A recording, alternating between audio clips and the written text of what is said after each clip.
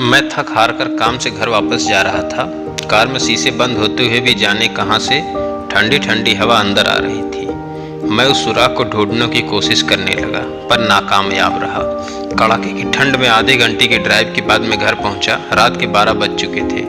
मैं घर के बाहर कार से आवाज देने लगा। बहुत देर तक हॉर्न नहीं बजाया, शायद सब सो चुके थे। 10 मिनट बाद खुद ही उतरकर गेट खोला। सर्द रात के सन्नाटों में मेरे जूते की आवाज साफ सुनी जा सकती थी। कार अंदर कर जब दोबारा गेट बंद करने लगा तभी मैंने देखा एक 8-10 साल का बच्चा अपने कुत्ते के साथ मेरे घर के सामने फुटपाथ पर सो रहा है।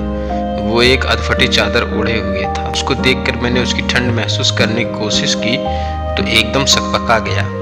मैंने मोंटे कार्लो की महंगी जैकेट पहनी हुई, फिर भी मैं ठंड को कोस रहा था। बेचारा वो बच्चा। मैं उसके बारे में सोच ही रहा था कि इतने में वो कुत्ता बच्चे की चादर छोड़ मेरी कार के नीचे आकर सो गया। मेरी कार का इंजन गर्म था, शायद उसकी गर्माहट कुत्ते को सुकून दे रही थी। फिर मैंने कुत्ते को भगाने की बजाय उसे वहीं सोने दिया और बिना अधिक आहट किए पीछे का ताला खोलकर घर में घुस गया। सब के सब सो रहे थे। मैं चुपचाप अपने कमरे में चला गया। जैसे ही मैंने सोने के लिए रजाई उठाई उस लड़के का ख्याल मन में आया। सोचा मैं कितना स्वार्थी हूँ। मेरे पास विकल्प के तौर पर कंबल, चादर, रजाई सब थे, पर उस बच्चे के पास एक अधफटी चादर थी। फिर भी वो बच्चा उस अधफटी चादर को भी कुत्ते के साथ बांटकर सो रहा था और मुझे घर में फालतू पड़े कंबल और चादर भी किसी को देना गवारा नहीं था। यही सोचते सोचते न जाने कब मेरी आंख लग गई। अगले दिन सुबह उठा तो देखा घर के बाहर भीड़ लगी हुई थी। बाहर निकला तो किसी को बोलते सुना, अरे वो चाय बेचने वाला सोनू कल रात ठंड से मर गया। मेरी पलकें कांपी और एक आंसू की बूंद मेरी आंखों से छलक गई। उस बच्ची की मौत से किसी को कोई फर्क नहीं पड़ा।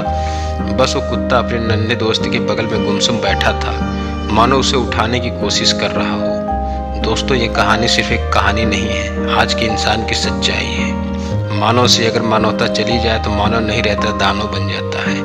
और शायद हम में से ज़्यादातर लोग दानव बन चुके हैं। हम अपने लिए पैदा होते हैं, अपने लिए जीते हैं और अपने लिए ही मर जाते हैं। ये भी कोई जीना है? चलिए एक बार फिर से मानव बनने का प्रयास करते हैं। अब चलिए अपने घरों में बेकार पड़े कपड़े जरूरतमंदों को देते हैं। आइए कुछ गरीबों को खाना खिलाते हैं, किसी गरीब बच्चे को पढ़ाने का संकल्प लेते हैं। चलिए एक बार फिर से मानव बन जाते हैं। धन्यवाद दोस्तों।